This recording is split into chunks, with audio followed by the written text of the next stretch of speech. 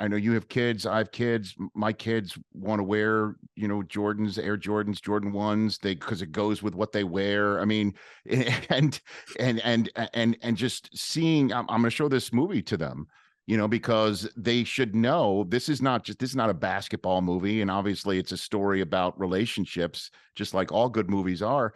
But I mean, this is a seminal sports fashion statement. Like this created a whole new way of people dressing, living, and obviously Jordan as well.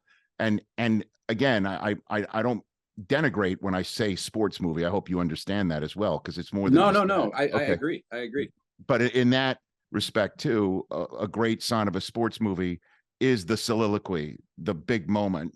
Costner's had many of them in his career, and you got one in this one. I don't want to give it away too much, but this is a bona fide, real deal, like want to hit you through a wall type, Pacino moments, every inches type thing here, man. And I'm wondering, when you saw that in the script, did that hit you when you saw that in the script, Matt? Yeah, I mean, it did. I thought it was a beautiful moment, but I was like, well, it's gotta, if that doesn't work, then we are sorely screwed if that thing doesn't work, because that's the whole movie kind of leads up to that. And what it actually really depends on more than my performance is Michael Jordan, right? And people's own relationship with Michael Jordan, because it's the moment before, just when this decision is made, it's this moment. And then he goes on to really have this meaning that we talk about, and that to put the meaning in the shoe.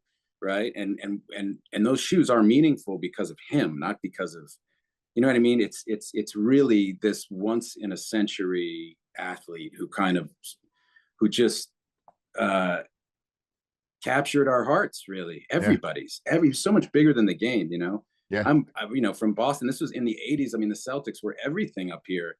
And the Celtics Lakers, that rivalry, and that was what basketball was. And our rivalry with Philly, with the 76ers and Dr. J, and this guy just came along and transcended everybody became a Michael Jordan fan. Well, everybody I guess wanted Air Jordan.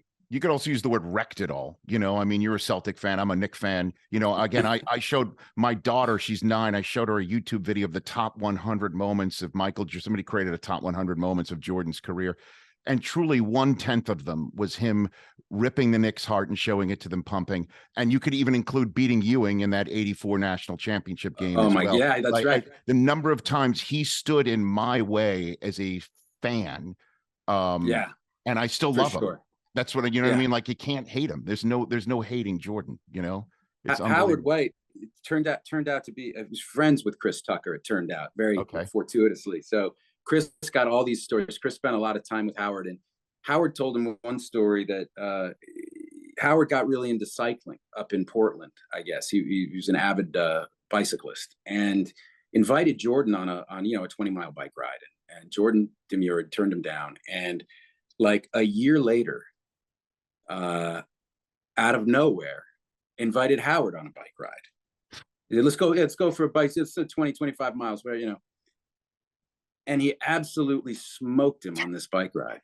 And it turned out, in true MJ fashion, he had put a bike in the training facility, and for a year had added that to his regimen, because if he was going to go biking with his friend, he was damn sure going to beat him. Yeah. And like that, I heard stories about that, about ping pong, about, you want to play ping pong?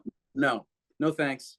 A year later, hey, how about that ping pong game? And he's been taking lessons, right? And it's just, he was an absolute killer, and it's what made him him, I mean, he was built differently.